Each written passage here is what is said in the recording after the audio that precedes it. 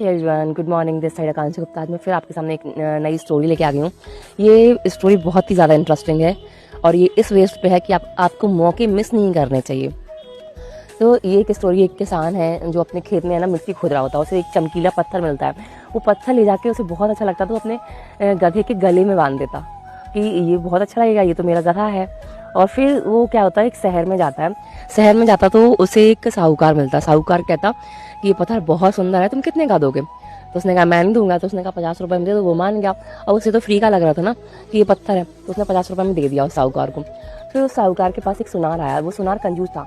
तो साहूकार सुनार ने कहा कि ये पत्थर तुम मुझे कितने का दोगे? तो उन्होंने कहा कि ये तो मैं 100 रुपये का दूंगा। तो उन्होंने कहा नहीं, मैं तो 80 दूंगा। तो ये ऐसे बहस करते करते वो चला गया, उसने नहीं लिया सुनार ने। फिर दूसरा सुनार आया, उसने सेम बात यही बोली कि भाई अभी एक और सुनार आया था, वो भी यही पूछ रहा था कि ये कितने का है, आप 100 रुपये दोगे तो मैं दूंगा, नहीं तो नहीं दूंगा।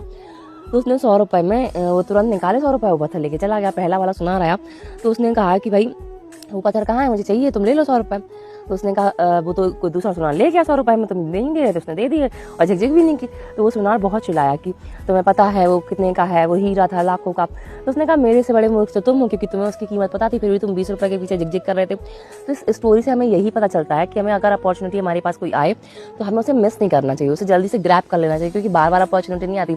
मिस हो जाती है तो हमें सुनार की तरह पछताना भी पड़ता है। Thank you so much.